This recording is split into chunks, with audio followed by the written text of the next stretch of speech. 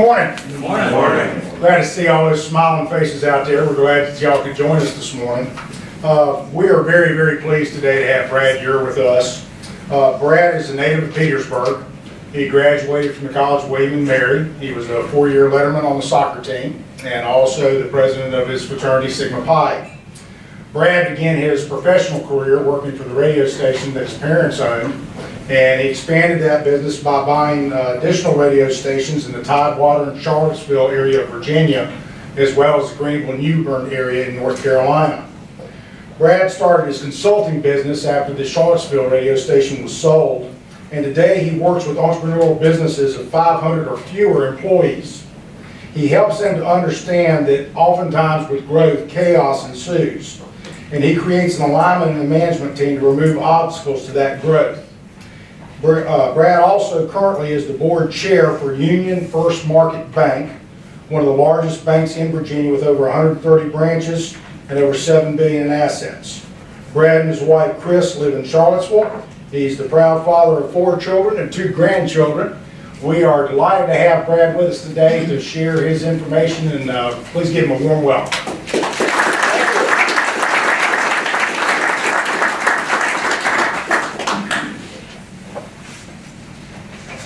I'd like to thank VCF for having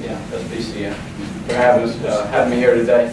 I met John at Virginia Council of CEOs retreat, and that by its name you can tell is oriented towards CEOs. So I'd like to get an idea today of who we got in the audience. So how many CEOs, business leaders are here?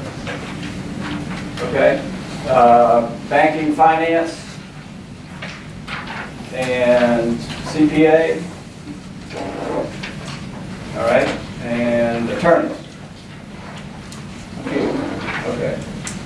So I'll try to couch my remarks as I go through this today. What we're going to look at is how businesses change as they grow and the challenges that they face. I started in Petersburg, went to work for my parents at the radio station. And I thought my dad was successful. He bought radio stations. He knew how to do it. I moved away, bought stations in Tidewater and in Charlottesville. Ended up with about 40 people in Charlottesville, and my life was miserable. It was absolutely. It was just, I was doing everything. It was not fun to get up in the morning and go to work. I felt like I had to do it all. When I came to realize that my dad, I call him this, he's a poker. He could manage as many people as he could poke.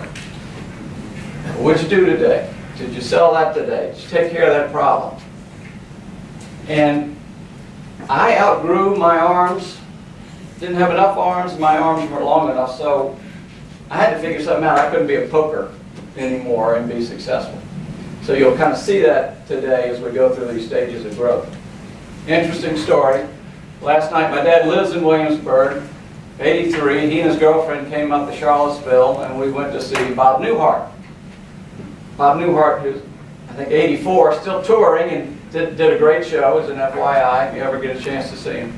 So we go out to dinner beforehand, and it's my father on my left, his girlfriend, my wife, and my daughter. We're sitting at the round table, nice restaurant, having a conversation, and all of a sudden I feel this. My dad, he's poking me.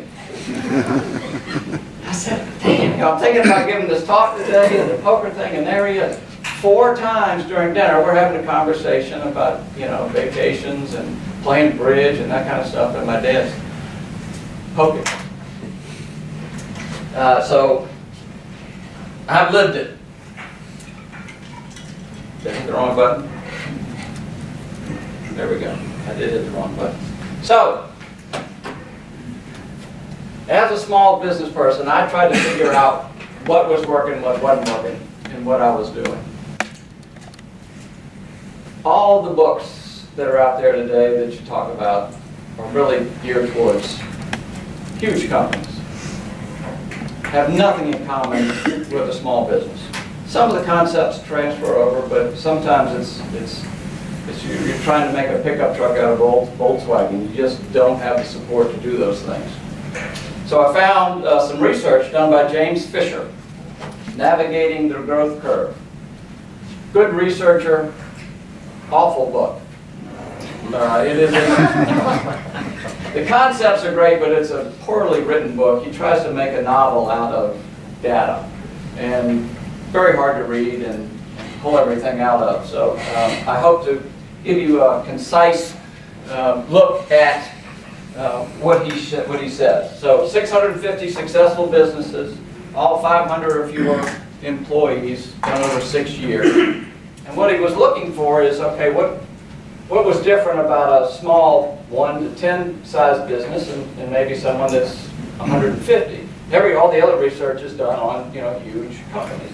So this also applies to if you have a succinct division within a company, an autonomous division, it'll work as well with that. So understanding this will help you identify your current most pressing issues, provide the staff with a language for growth, and communication, without a doubt. Every company with which I work, communication's #1 issue, and that could be from clearly defined job responsibilities, accountabilities, expectations, to just letting everybody know what's going on. #1, communication. So this is a language to help do that. And then create alignment within the team. So we're going to look at what are your or their top challenges. So if you don't own a business, or if you're not in a small business, 500 or fewer employees, what I'd like you to do is think about a client that you have, that you're familiar with, and try to understand exactly what their issues are. You've got the list in front of you, and I'll tell you what to do with that in a second. We'll go through the 7 stages of growth. We'll compare your challenges or your client's challenges to what Fisher found, or by stage of growth, what your issues are. And if we have time, we'll get to 3 other issues, 3 gates of focus, 3 faces of a leader, how a leader has to change as the business grows, and build a protector, and that's really how many advocates growth, let's go get it, versus somebody holding you back, we need to protect ourselves, do you have in the business? So if you would, on the sheet that was just passed out, circle your top 5 today. What issues are facing you or your client's business right now? Most important, you need to solve today.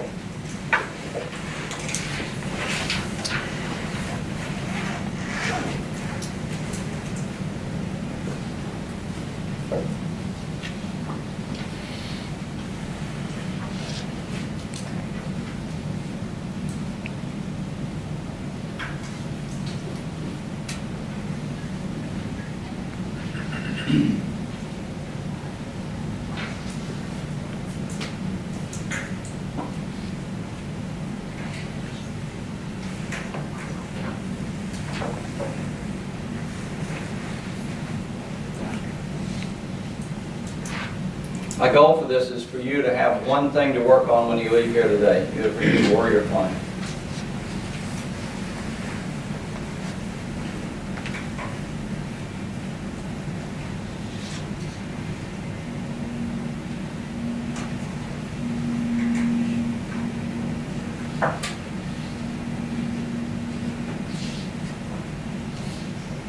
Who'd like to volunteer what they think is their top issue?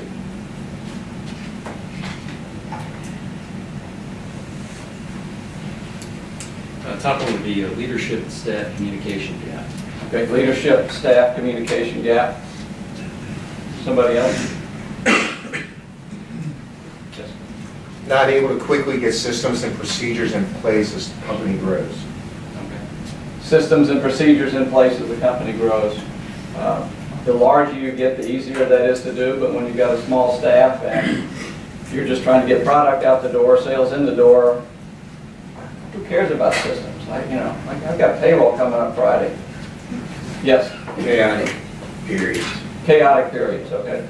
Something to understand is that chaos never goes away. If it does go away, you're not stirring the pot enough, but it's keeping things between the ditches. So you've got equilibrium on one side, chaos on the other, and being intentional about keeping it in the center of the road. You got to have both. Who else? Any other? Need to have better staff buy-in. Staff buy-in, okay. Show of hands for the business owners that are here. Less than 50 people? Hands, okay. Anybody over 50? 50, okay.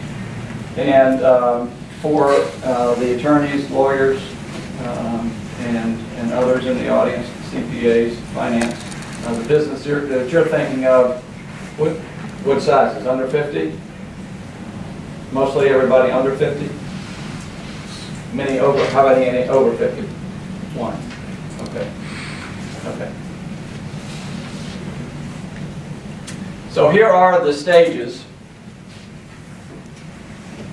of growth. Stage 1, 1 to 10 people. 11 to 19, stage 2.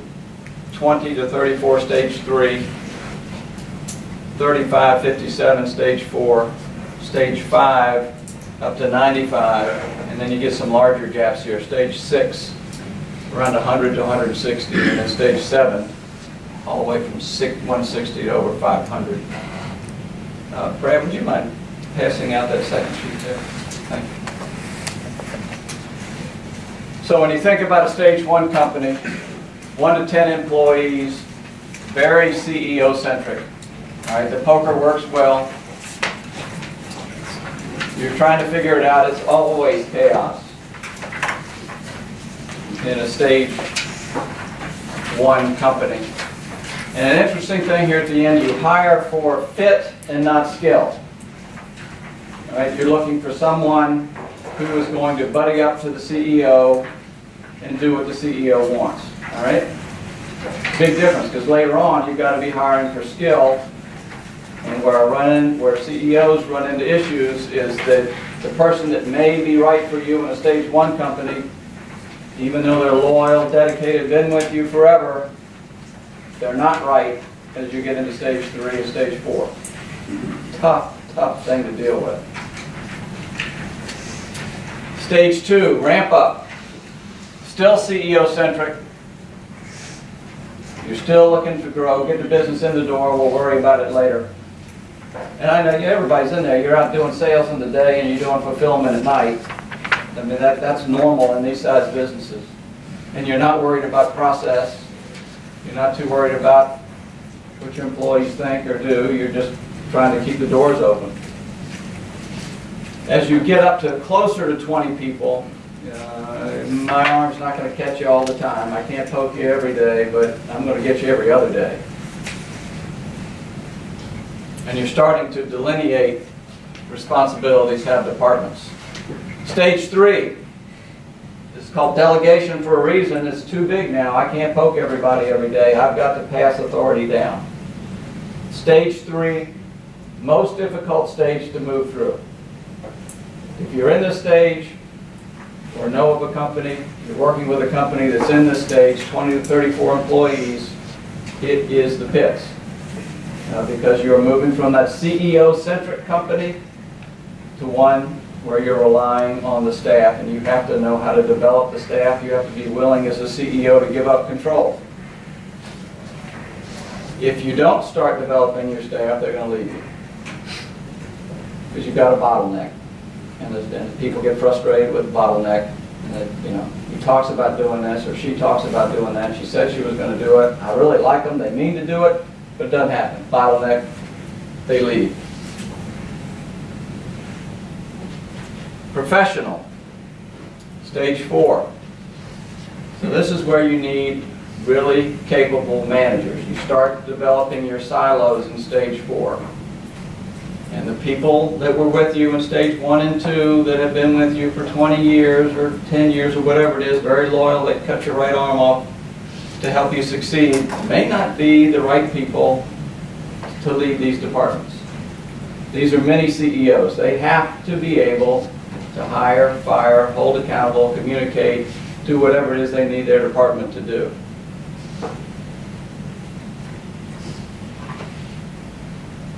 Stage 5, integration. Getting to larger companies, almost 100 employees. You're pulling, now that you've developed these capable managers in each division, each department, you're pulling them back together to focus on the company. What do we need to do together? You develop all your systems and processes in each of your departments, and now how do we function as a team? Not as hard as stage 3 or stage 4, but a challenge. Stage 6, up to 160 employees. You're starting to get large enough that if you don't have your ducks in a row, you're going to get steamrolled. If somebody decides they don't like you in that space, somebody that's much bigger, they sit on you. They target you. Right? Emotionally aware leaders do well. How many leaders in here are emotionally aware? You. Okay. I have no empathy. I have to practice at empathy. I have a hard time at home because I just don't get it, right? So, as you get to be larger and larger in your company, it's important to have that or understand it at least. And I get reminded all the time that I'm not empathetic. Culture and core values. So, think of the small company, 1 to 20 employees in that area. Everybody knows what the culture is because they are involved with the CEO every day. I mean, it just oozes out. Well, you get to this size, how are you imparting that culture, that vision to the company in a way that works, that has the same passion that when you were a small company? The CEO at this point and in the visionary company, the 160 to 500, is just that. They may do nothing but go around, stir the pot, get people excited, and understand the culture. Very important.